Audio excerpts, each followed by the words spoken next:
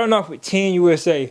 So Team USA played Australia, and that game was a little closer than it should have been. I know Team USA still getting the groove, still getting team chemistry. They won. It was 98-92, but it was close, and it had a lot of fans concerned like this team is so stacked, it's so loaded. Why are we so close with a team like Australia? And I've seen some comments saying Australia's like the second best team in the Olympics or in the tournament.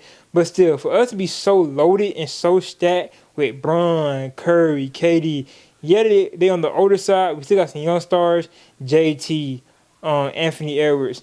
But to be so loaded and so close, I see why fans are a little bit concerned. And a lot of fans are concerned with Steve Kerr coaching, but we're going to get into that later in the episode or later in this topic. So the starting lineup for Team USA versus Australia, the final score was 98-92. The starting lineup was Curry, LeBron, Anthony Edwards, Joel Embiid, and Jason Tatum. Curry only had one bucket this game, and it was 3 points. But a lot of attention was brought to Curry. Every time the ball was passed and Curry was a little bit open and they faked the pass to Curry, Curry had 2 to 3 defenders swarming him, get on him. Even when he went to the paint, went back outside to the corner, even the bigs were worried about Curry getting any type of three off. So that's a good thing for us because it allows the other players, like I said, this team being so loaded and stacked, it allows the other player to get shots off, create shots, because everybody on this team can shoot, can make a play, can get to the basket in some type of way. And one thing that I was very impressed with Team USA, the passing looked great. The team chemistry is coming together because it was passing the ball almost on every possession. Everybody touched the ball. And even on some possessions like Jason Tatum, he was doing the most. He'll get the ball, stop all passing, drive to the paint, but then he wouldn't take like a dumb shot. He'll kick it out to Curry or Anthony Edwards and LeBron. They'll take a shot or they'll pass and make a shot for somebody else. So I'm good. I'm glad that I seen that come off from Team USA, and the team chemistry is getting way better. The points, like I said, Curry only had one bucket. LeBron with 10, Anthony Edwards 14, Joel Embiid 10, and Jason Tatum had 7. Anthony Davis had 17 points, 14 rebounds. Devin Booker had 16 points. So with this team being like the way it is, everybody doesn't have to score, but it's good seeing like players like that, like Devin Booker on their teams, they can drop 30 bombs. But them getting points like that and getting involved, even though they're not in the starting lineup, like coming off the bench, that's good to see they getting them type of points and them type of baskets up because it can show we can beat any team. And like I said, it was concerning that this game was as close, but it's not concerning because like we're not into the real Olympics yet. So until I think we get in there with a real starting lineup, then we'll start taking it more serious, more points getting up on the board, we blowing teams out. Like I said, I need them to win gold and blow teams out so I can prove they're better than the Redeem team and the Dream team. But if they keep playing like this, when the actual games start, it's going to be way more concerning. But I believe it get better as it goes. A big question was who will be the leading scorer? I still don't know because everybody pretty much touching the ball and everybody's scoring.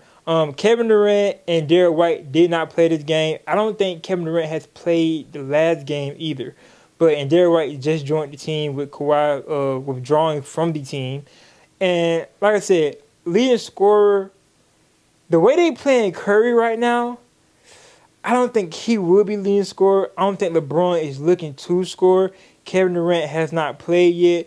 As of right now, the way the Ants are playing, Anthony Davis and Anthony Edwards, the way the Ants are playing, that one of them might be the leading scorer. Also depends on who start because they get way more play time.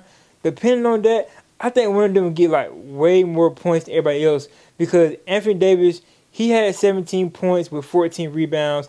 Anthony Edwards, he had 14 points. They are touching the ball a lot.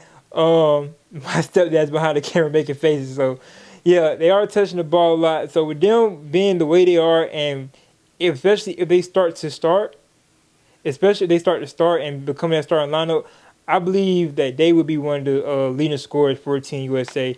Them Ants are balling.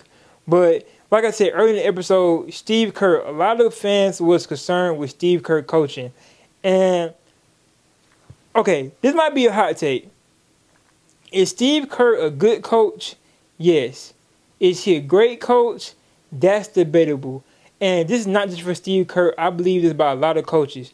But I think Steve Kerr is a good coach led by great players. Stephen Curry, Draymond Green, Klay Thompson, they got them the 4 rings. Is he a good coach? Yes. But when it comes to being great coaching and when the Warriors like this past season wasn't winning, do he develop young players? That's questionable. Jonathan Kuminga, he got frustrated. Jordan Poole, even though a lot of people put a lot of blame on Jordan Poole, you can see the progress of him in the Warriors. He got shipped off. I believe the same thing will eventually happen with Brandon Podjeski. He doesn't develop young players good enough to say, is he a great coach? Also, another thing is with Steve Kerr, when times get hard, he will sometimes put the blame on other coaches. Darvin Ham for the Lakers, he did the same thing. But I do believe he's a good coach. Would I put some other coaches above him? Yes. In my opinion, Ty Lue. With Cleveland Cavaliers, LeBron, Kyrie Irving. You could say then he was led by great players. He got to the Clippers, and yes, the Clippers' success is not that big because players do get injured. But with Ty Lue, he got them to win. He got 4 star players to work with each other. He moved Russ to the bench. He had Harden starting. If Kawhi could stay healthy, Paul George stay healthy, that team could win somewhere. Now we get to see Ty Lue a little more because he got his 3 stars still. Paul George did leave, go to the Philadelphia 76ers.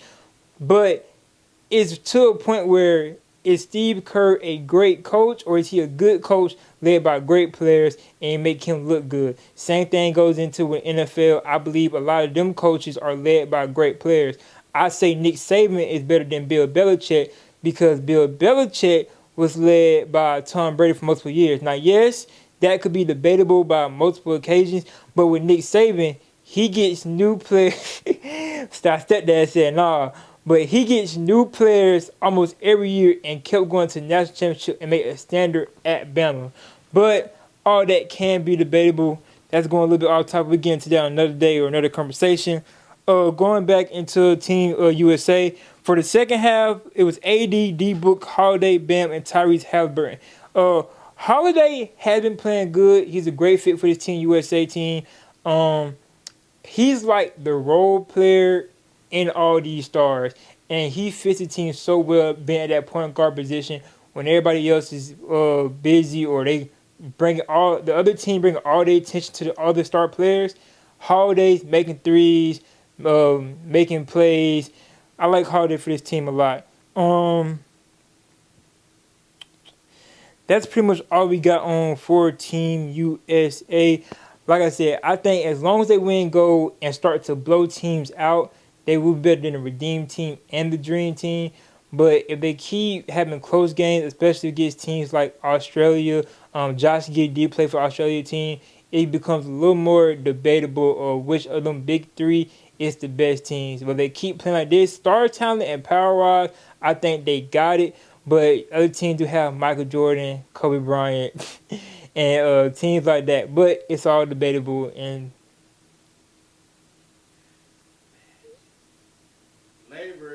Magic, Charles Barkley, Patrick. Cool. Kevin Durant, LeBron James. Kevin Durant, one of the best scorers. LeBron James, arguably the GOAT. Curry, the best shooter of all time. Like, come on, like that's going. Like you're going team with scoring. Like, I'm going all-time greats. Okay, are these not all-time greats? I'm just saying, Magic and Bird, right? Cool, Bron and KD. Hold on, Magic and Bird, their legacy. When you go legacy, they were the one that actually built the NBA off of it. Okay. Coming out of the 70s into the 80s. I don't know if y'all can hear him, but he said Magic Bird built the NBA coming off the 70s and 80s. Then you had Jordan. Jordan, okay. Single player, okay. That's 3. That's 3 all-time greats. Mm-hmm. Barkley. During the Jordan era, if there wasn't a Jordan, Barkley and Drexler would arguably been the 2 top players in the league. So let me ask you a question, right? I'm gonna shoot you these players. You tell me who you rather want, Bron or Jordan. I'm gonna go Jordan. I'm that. KD, Barkley. Two different positions. KD or Barkley. Katie. KD or Bird. Bird. Curry or Magic. Magic. It's that old head talking. That's the old head. That's the old head talking, man. It's the old. I mean, I do agree. I think Magic is the greatest point. I think Magic is the greatest point guard of all time because I don't consider Curry a point guard. I consider Curry a 2 that plays in the point guard position because of defensive liability. Okay. Exactly. But if we look at this, I wish they'd make a name for this team already. Look at this 2024 squad. Okay, let's do this. Let's take Bron, Curry, and KD, and I'll take Magic, Bird, and Jordan now. Okay. Go. So everybody else on this team USA? Yeah, go. Yeah. Devin Booker, Devin Booker. I still got Barkley. Oh no, I'll go Drexler. Anthony Davis, I got Barkley. Oh no. Oh, that's your big man. That's your center. Anthony Davis and Joel Embiid. Oh, those okay. That's my 4. Are we doing a lineup or are we just naming the rest of the I team? mean, okay. I'm just whatever name you put, I'm putting the matchup that I can put against Okay, Joel Embiid, Ewing, Anthony Davis. Robinson. You do realize all those can beat out each other or potential is way higher. I know, but keep going. Keep going. Who have you got? Bam Adebayo. You probably can match up somebody with him easy. I still got Karl Malone. Jason Tatum. What I'm trying to say, Dream Team 1 is a deeper roster. Just in all-time greats. These guys, Because they're all-time greats. But this 2024 squad, potential. Anthony Edwards. potential's different. But yes, that's the thing, though. We got 3 champions on this team right now. You know how much rings was on that Dream Team? And you know how many rings is going to come from this team? You keep saying fin to cup. Because you're matching all-time greats. Potential-wise and the way in this day and age, how they... What I'm saying is I'm taking... I really hope y'all can hear him because the mic over here. Resume versus the resume of the time of the teams. Follow? Now, you may be able to tell me... So are you taking resume as in when they was playing, are you taking their resume right now or their all-time resume? Their resume at the time they were playing. Okay, cool. So... Oh, then yeah, I'm definitely taking this team. Oh, yeah. Yes. Yes. Yes. Yes. Yes. Prime for prime, I'm definitely taking this team. With the 3 and with the resume as it right. Mind you, especially if you're taking the resume right now, that team old. Larry Bird really was like, man, I don't know if I want to come back. Hey, I'm old. Prime. Now, career-wise, Larry Bird over Kevin Durant. Kevin Durant, he's not legendary. And that's a conversation for another day. But going head-to-head, KD, Bron, and Curry versus Magic, Jordan, yeah, I'm taking that. The liability is Curry and Magic. What you would look at is, you keep forgetting you had prime Karl Malone and prime Barkley running around too. Cool. And Anthony Davis, Joel Embiid. Just so you know, the Dream Team, the original Dream Team, you know who considered who was the best player when they was the Dream that year? Who was the best player in the original Dream Team? Barkley was. But Cool. Jordan's the best player. Cool. Barkley's not matching up with none of my 2024 guys. Like, come on. Barkley's not matching up with my 2024 guys. I'm sorry to tell you that. I'm sorry to tell you that. That might be the younger than me talking, but Barkley's not matching up with none of my 2024 guys.